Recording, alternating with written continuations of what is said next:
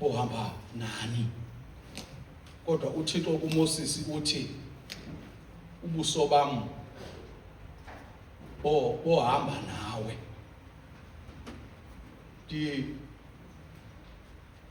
Iniphakamele le ndawo,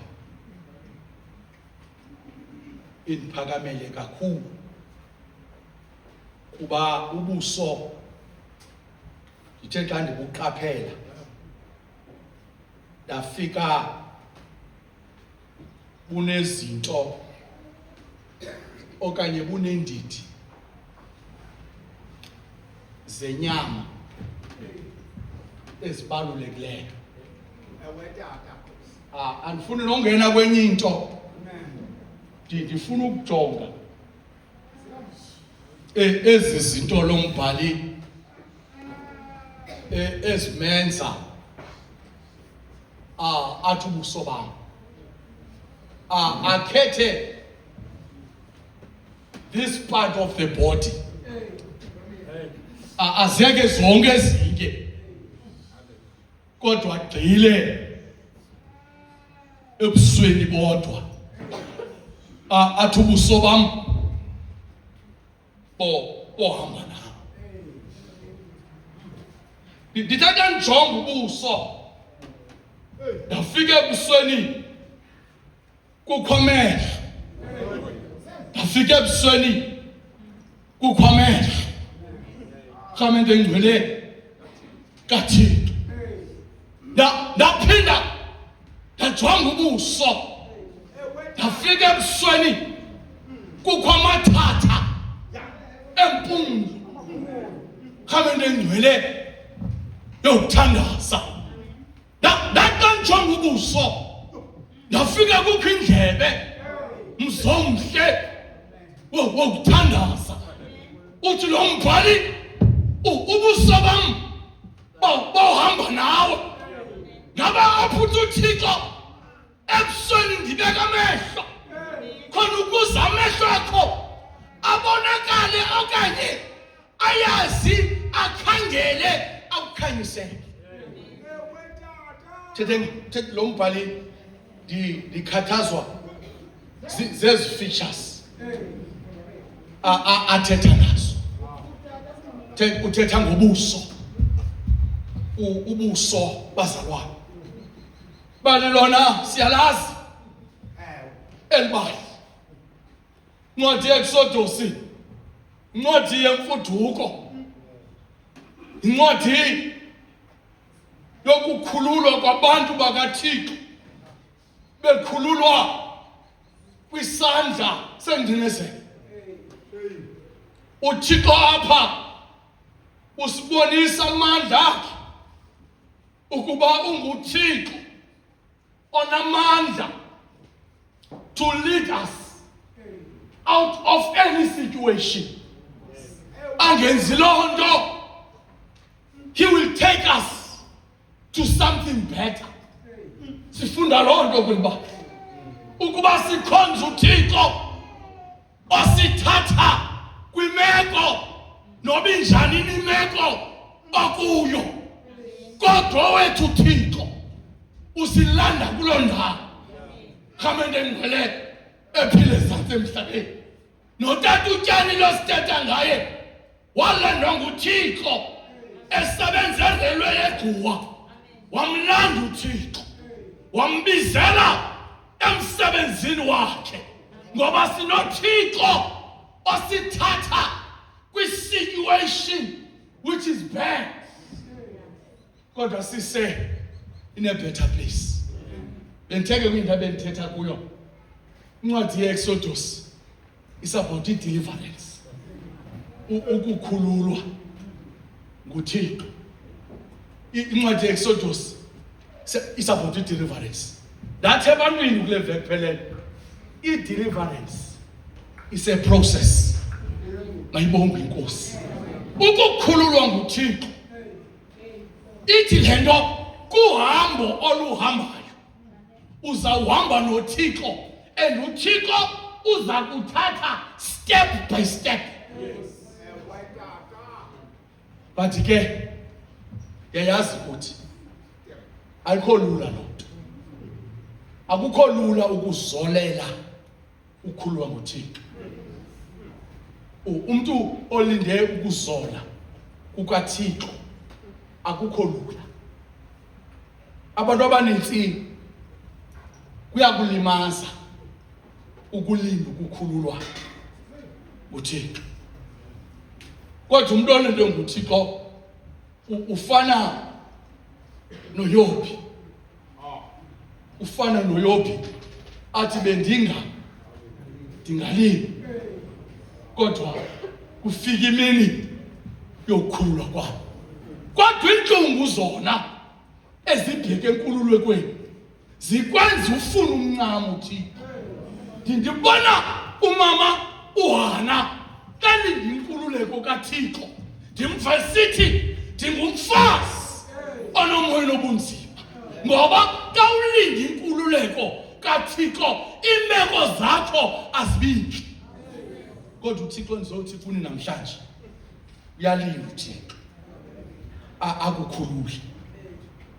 Zonicela ke Marhabe xa sithatha lo nyaka omtsha, xa singena kulo nyaka sicela uThixo ahambe nathi.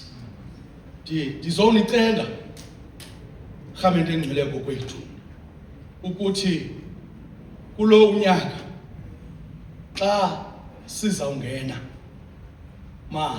sicela uThixo ukuba uThixo ahambe nathi. I-interpretation yam yale tekisi, my face shall go with thee. Ubuso bam bohamba nawe. Izothi kulo 2026 amehlo ebusweni ngeba uthi uThixo xa thina singaboni. Ngoba ku-2026 kukho izinto eziza kusenza singaboni. Kodwa uThixo uthi kuba esithi ubuso bam buzohamba nani.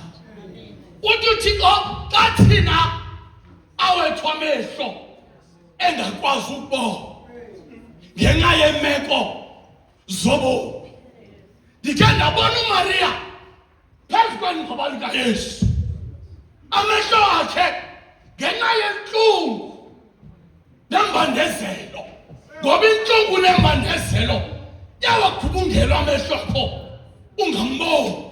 Ndimbona uMaria elapha ngenxa yentlungu, amehlo akhe ebanjwe yinkungu ngoba intlungu ikwenza ungaboni.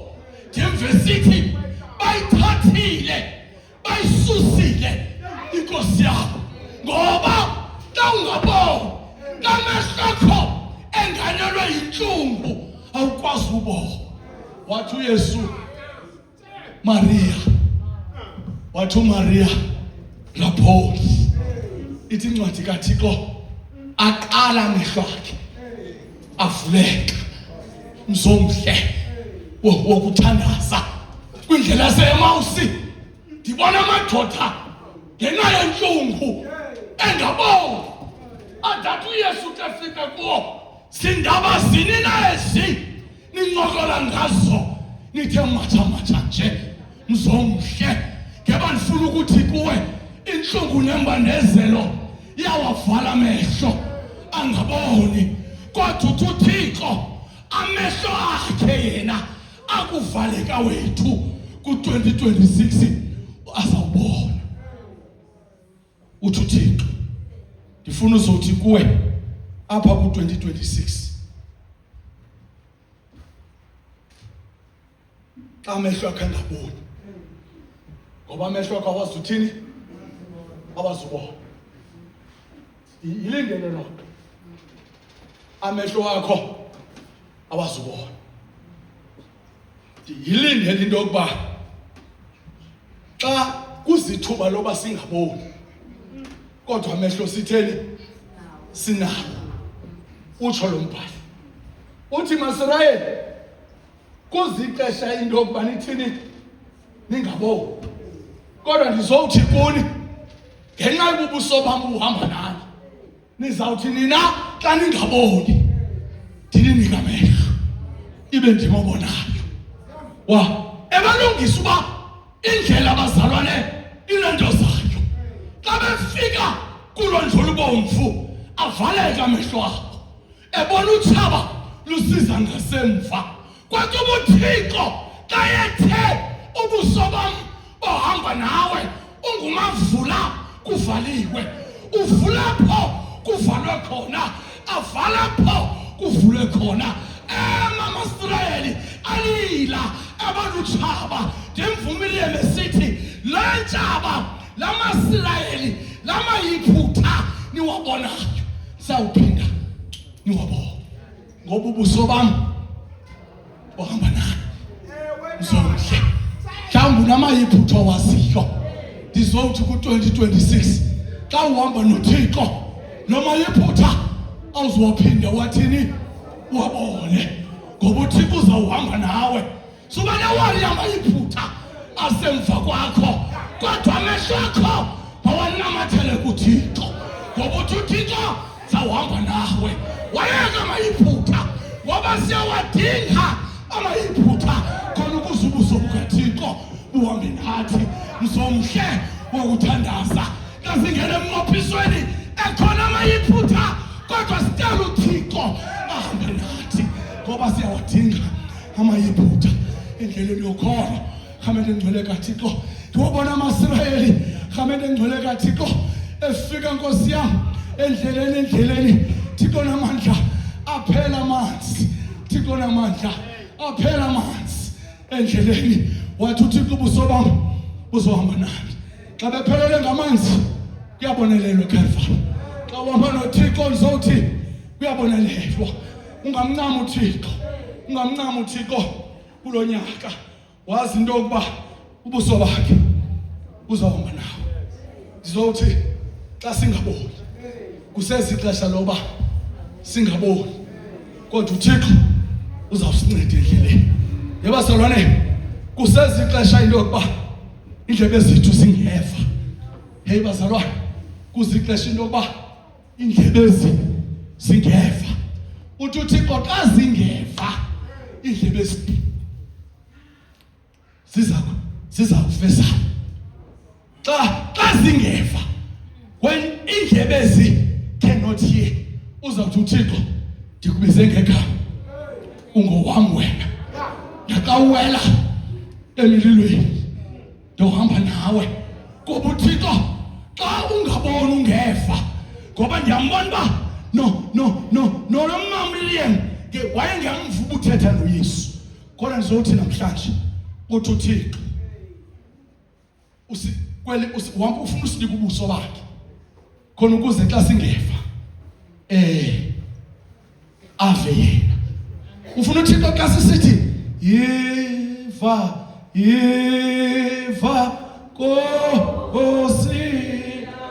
Nkosi yami, yiva ukukhu ungalwa, yiva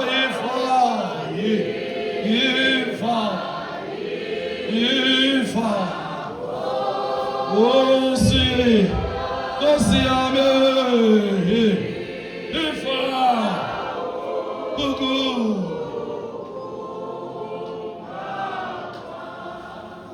Asizubona kwaye ukungaboni inhlungu. Buza kuSamsoni xa ungaboni. Xa ungaboni kudlalwa ngawe. Xa ungaboni. Kwathi uSamsoni lo wayeyindoda eyazana noThixo. Ndimvesithi unqwenela nje yena ukuvintsika. Nabanye ndiyifana. Uthi ndinqwenela ukuba ndive ntoni intsika emingazo ithi mfama uba ngumoni, ukuba ngumoni mna ndazi, kodwa inye into endiyaziyo bendingaboni, kodwa ngoku ndiyabona. Bendingaboni bebona abantu, kodwa ngoku ndiyabona mzomhle wokuthandaza. Intombi equleyo ibingaziqondi indlela ehamba ngayo, ndiva yabona. Ithi incwadi kaThixo yawuqubutha umphatho, ngoba wakubona uyazazi mawubheke phi. Ndiyivimemeza isithi izali nakumntu engixelela izinto endandikhe ndazenza ayibiwe na unyana kaThixo. Ndizowuthi bazalwane bam, xa sinqophisana noThixo sizomcela sithi kulo nyaka ka-2026 sicela amehlo ethu, utsho lo mbhali, amehlo ethu akuwe. Asiboni thina, kodwa amehlo ethu azawunamathela kuwe. Sekuthi xa wethu norhatyazo usincede Thixo. Athi umculo wamawisile, susinyamezele Thixo, susinyamezele Thixo. Sizawucela uThixo asinyamezele, ngoba indlela khamele ngcwele kaThixo sizokulo Thixo. Uzaba ngamehlo ethu. Mhlawumbe uyabona ngoku, kodwa kuzixesha lokungaboni. Sizawuvaleka indlela, sizawuvaleka indlela. Yeyi, siyavaleka indlela, abantu bengeva. Yeyi, sivaleka indlebe, indlebe zakwanyama, kodwa kuvuleke zakwamoya. Intombi elethombe legazi yasuka yanendlebe zakwamoya, yamvu Yesu, yavinda imbanisisa, yaqonda into yokuba namhlanje yimini yokuba ibe nedinga noThixo. Uzake weva ngendlebe uba ikhona indimbane ezayo, waqonda uba namhlanje mandikhwele mthini, ngoba andifuni ukushiywa, andifuni ushiywa, andifuni ukudlulwa lufefe lukaThixo. Wakhwela uZakeyu, wathi uThixo uyasubona ngeliso lomoya, kwaye uva ngendlebe zomoya. Uthi phaa kule ndimbane, ngubani lo ndichukumisileyo? Ngubani? Kuba ndiva amehlo, ndiva amandla amesimka. Uthi kuZakeyu engajonga ngaphezulu, athi Zakeyu, yehle mthini, kuba namhlanje ndizokulalisa kwakho.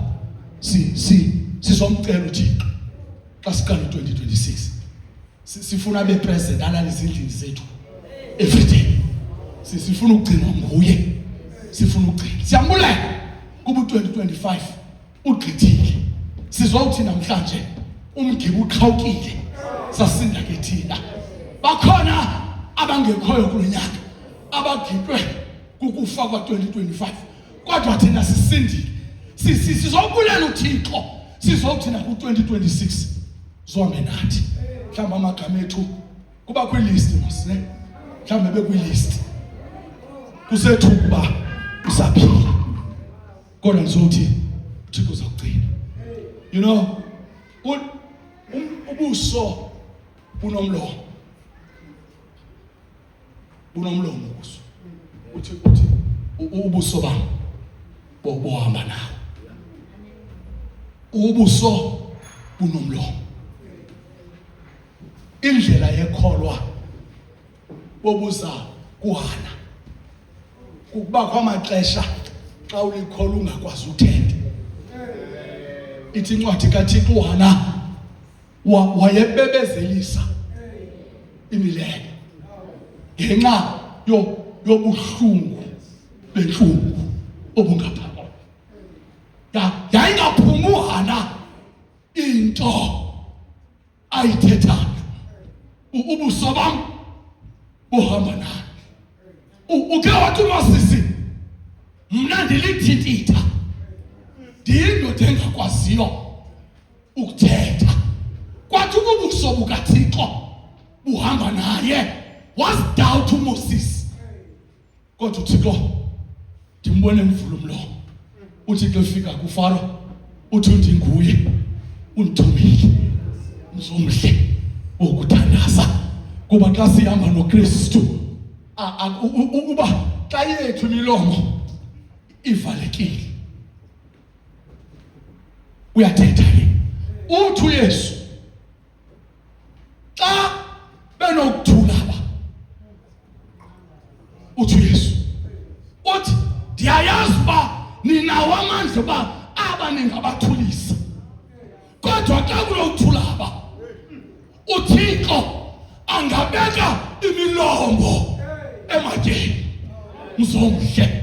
Ithi lento noma singathula singathethi thina kodwa wethu uThixo uyakwazi uba kubekho into ezawuthetha xa ubuso bakhe buhamba nathi.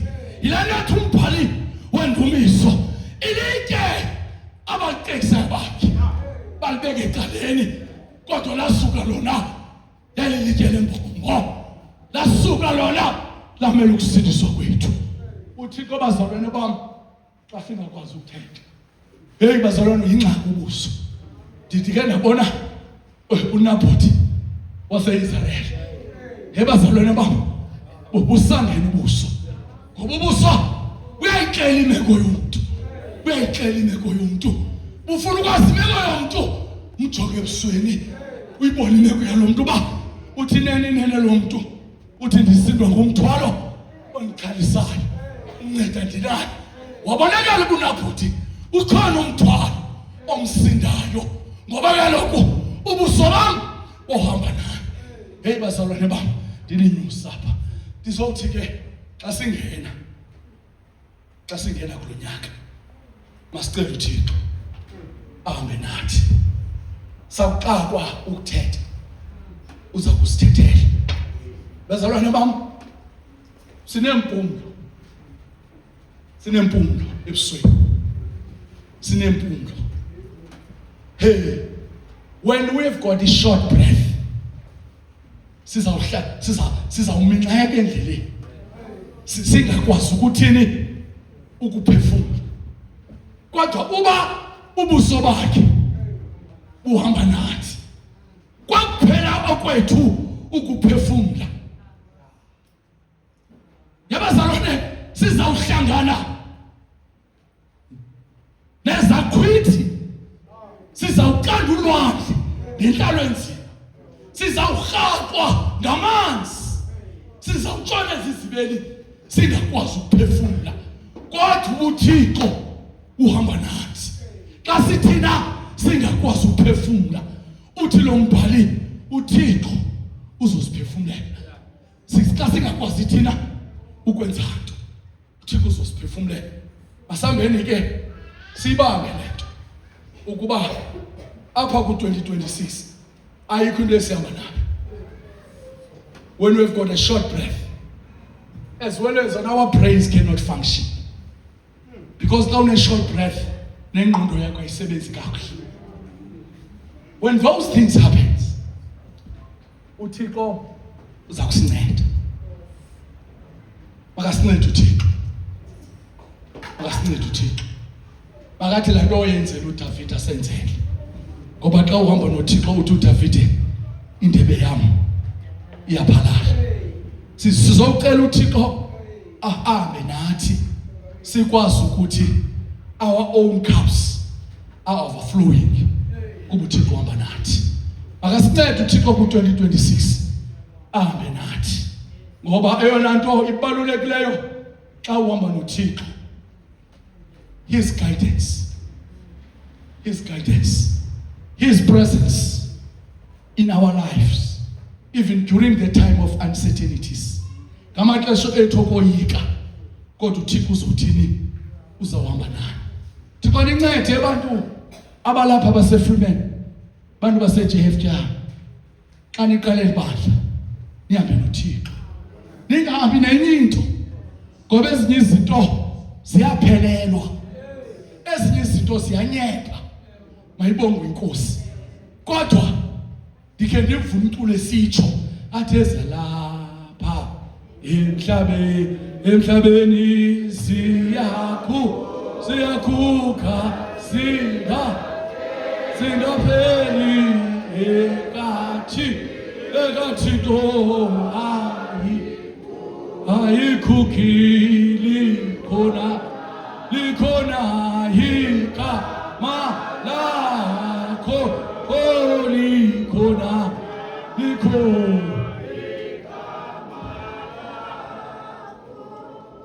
mhlawumbe uqhela ungena nezasemhlabeni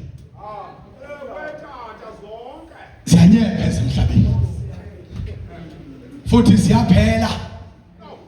ziyaphelelwa kubuhlungu, kodwa xa sihamba noThixo, uThixo usenza sinyathele phezu kwenyuka ezinobuhlungu singasenzi into.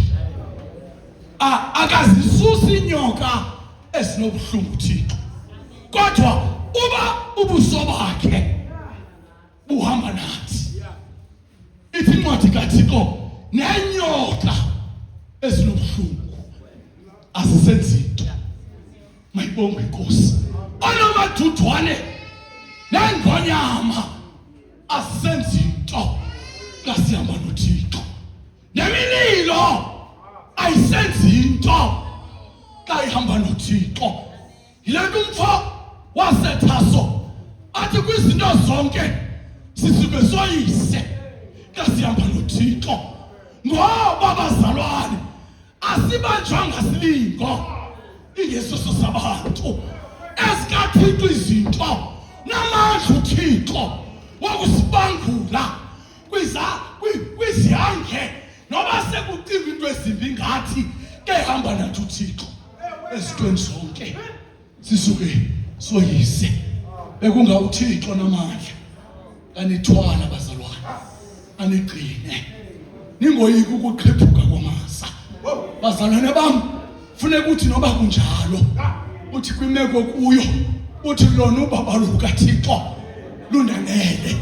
Xa kuphela amandla, ngoba amandla ethu ayaphela bazalwane, kodwa akuphela amandla ethu ehamba nathi uThixo. Khamende ngcwele kaThixo siyahlaziyeka. Ndizawuthi kuthi ehamba nathi uThixo yena inyama yangaphandle yonakala, kodwa xa sihamba noThixo kusuke bazalwane kuhlaziyeke into engaphakathi. Ngizocela uThixo xa siphuma pha namhlanje, umcela uThixo uthi hamba nawe. Uyabona kule conversation kaMoses noThixo, uMoses ufuna ubona into engazange yabonwa umuntu. Uthi ndifuna ukubona physical. Uthi uThixo kuMoses, akukho umuntu ndibona aphile Moses. Ngeba uthi uThixo, we must be masamkele to follow him, because Moses wanted to see God by face. Uthi uThixo awulithomba phambi kwenu ndibe ngumqulu welifu, ndibe liqhani. Sufuna ubona uThixo, thiba nicina uThixo anifikelele ngoku nangona phakade. Amen. Thixo wento ezintsha